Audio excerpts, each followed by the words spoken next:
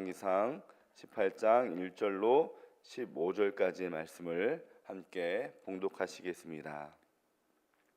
많은 날이 지나고 제3년에 여호와의 말씀이 엘리야에게 임하여 이르시되 너는 가서 아합에게 보이라. 내가 비를 지면에 내리리라. 엘리야가 아합에게 보이려고 가니 그때 사마리아에 기근이 심하였더라. 아합이 왕궁 맡은 자 오바댜를 불렀으니 이 오바댜는 여호와를 지극히 경외하는 자라. 이세벨이 여호와의 선지자들을 멸할 때에 오바댜가 선지자 100명을 가지고 50명씩 굴에 숨기고 떡과 물을 먹였더라. 아합이 오바댜에게 이르되 이 땅의 모든 물 근원과 모든 내로 가자. 혹시 꼴을 얻으리라. 그리하면 말과 노새를 살리리니 짐승을 다 잃지 않게 되리라 하고 두 사람이 두루 다닐 땅을 나누어 아합은 홀로 이 길로 가고 오바댜는 홀로 저 길로 가니라. 오바댜가 길에 있을 때 엘리야가 그를 만난지라. 그가 알아보고 엎드려 말하되 내 주 엘리야여 당신이시니이까.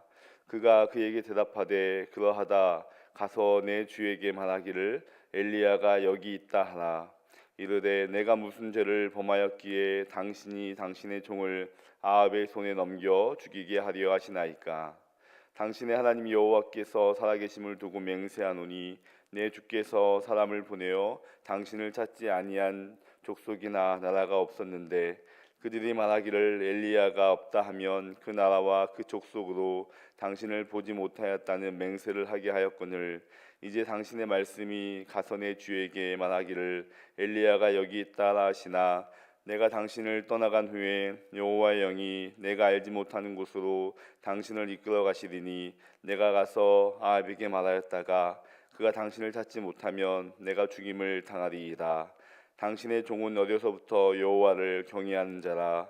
이세벨이 여호와의 선지자들을 죽일 때에 내가 여호와의 선지자 중에 100명을 50명씩 굴에 숨기고 떡과 물로 먹인 일이 내 주에게 들리지 아니하였나이까. 이제 당신의 말씀이 가서 내 주에게 말하기를 엘리야가 여기 있다라 하시니 그리하면 그가 나를 죽이리이다.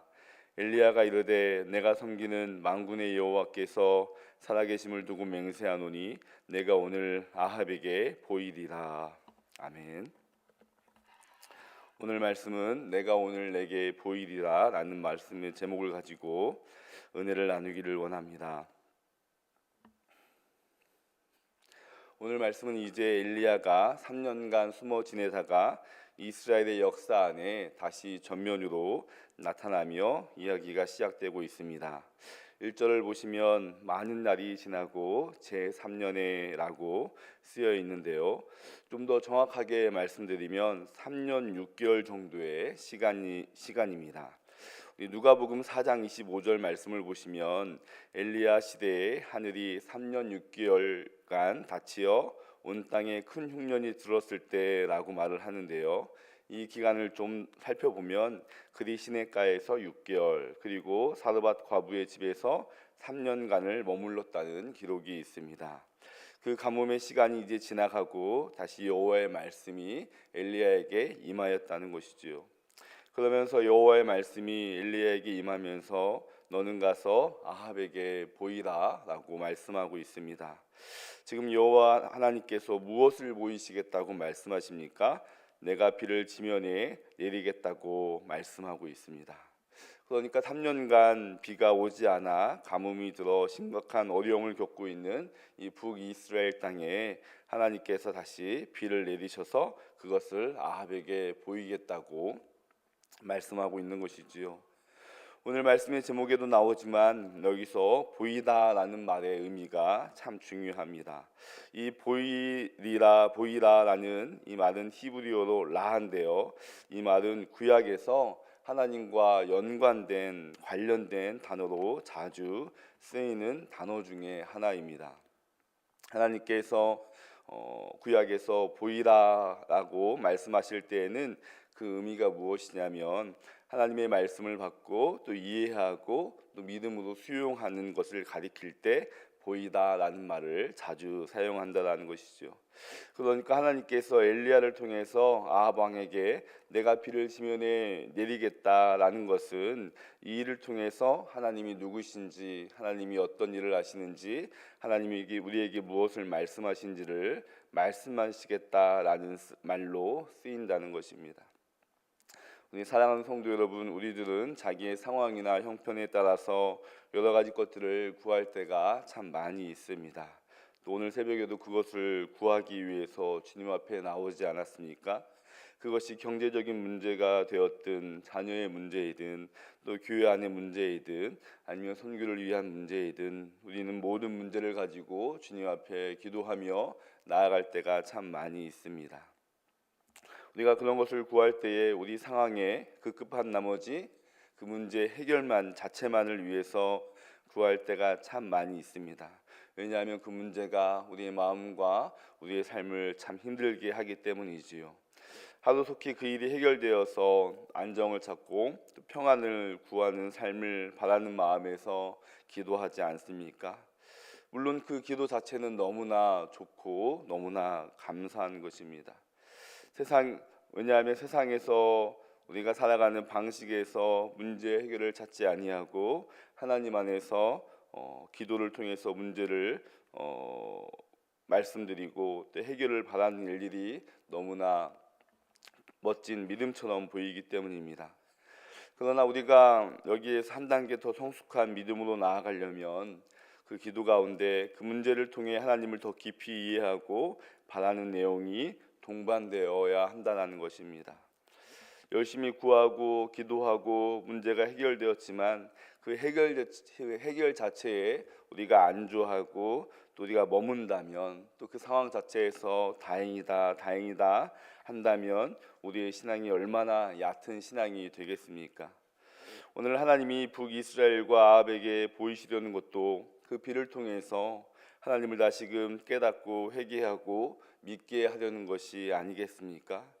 비 그 자체에 있지 아니하고 그 비를 통해서 일하시는 또 보이시는 그 하나님을 신뢰하게 만들려고 하나님께서 말씀을 넣어 주셨다라는 것이죠.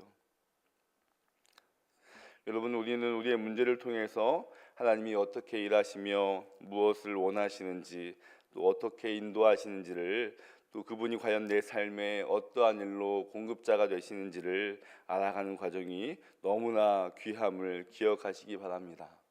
그 마음을 가지고 기도하며 주님 앞에 나아가는 우리 모두가 되기를 소망합니다. 그래서 우리 모두가 그런 문제 속에서 고난 속에서 그렇게 나아갈 때에 우리 믿음이 자라가는 성도가 되는 줄로 믿습니다. 그러면 여러분, 우리들이 하나님을 알아가는 과정 속에서 어떤 어려움이 있으십니까? 오늘 말씀을 보면 왕국 맡은 자 오바댜가 나오고 있습니다.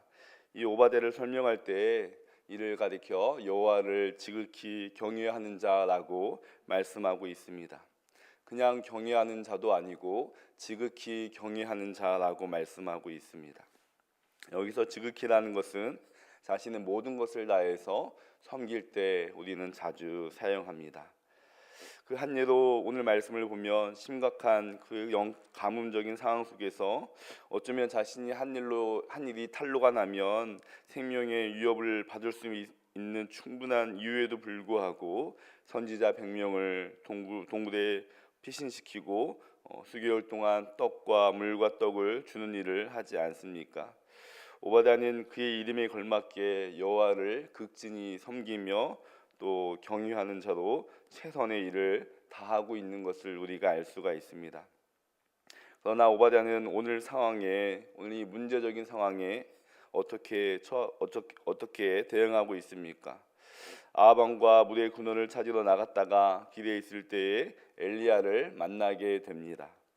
하나님의 인도하심으로 오바댜를 만난 엘리야는 오바댜에게 자신이 여기 있다라는 것을 아합 왕에게 가서 알리라고 말씀하고 있습니다. 그랬더니 오바댜가 두려워하면서 엘리야에게 지금 무슨 말씀을 하십니까? 이렇게 되묻고 있는 것이죠. 지금 아합 왕이 나라와 민족들에게 당신을 본 사람이 있는지 묻고 또 못 봤다면 자기 목숨을 걸어서 맹세까지 시키게 하지 않습니까? 그런데 그런 상황 속에서 내가 당신이 여기 있다고 말을 하라는 것이 너무나 버겁게 느껴졌을 것입니다. 그리고 오바댜도 당신이 내가 이렇게 말을 하고 혹시라도 사라진다면 자신이 어떻게 되겠습니까? 조금이라도 잘못된다면 자신의 목숨이 날아갈 것이라고 하소연을 하고 있는 것이죠.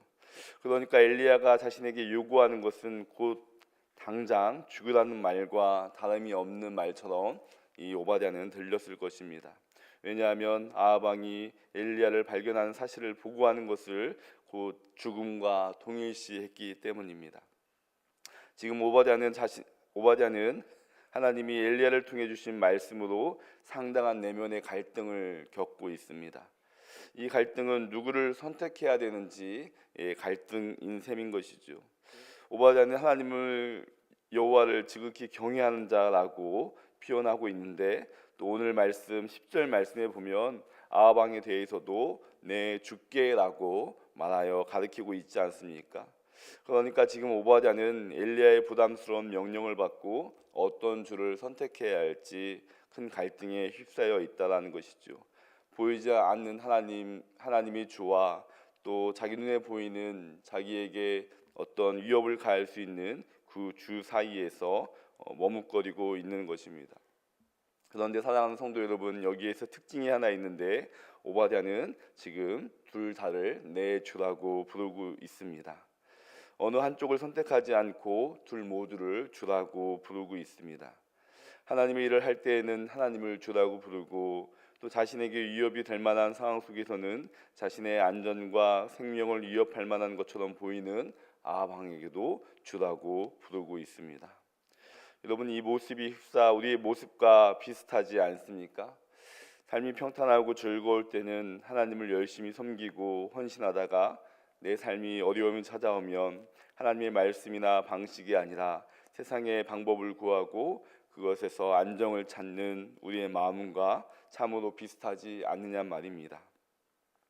그래서 야고보서에서는 우리에게 두 주인을 섬기지 말라고 말씀하고 있고 또 오늘 18장 21절 조금만 더 앞으로 나아가면 엘리야가 백성들에게 또 이렇게 말씀하지 않습니까? 너희가 어느 때까지 둘 사이에서 머뭇머뭇하려느냐라고 크게 소리치고 있지 않습니까? 여러분, 우리 신앙은 하나님을 버리고 하나를 섬기는 다른 무엇을 섬기는 신앙이 아닙니다. 우리는 대부분 둘을 겸하여 섬기는 우리의 신앙을 가지고 살아가는데 하나님은 오늘 이 이야기를 통해서 우리를 책망하시고 또 그러면서 우리에게 오직 하나님만을 선택할 것을 우리에게 말씀하고 있습니다. 하나님의 귀한 성도 여러분, 자신의 상황과 형편에 따라서 하나님과 세상 사이에 오가지 마시기 바랍니다. 우리는 어떠한 상황과 형편 속에서도 하나님을 선택하고 그분이 따르는 것이 우리의 믿음과 삶이 되어야 할 줄로 믿습니다.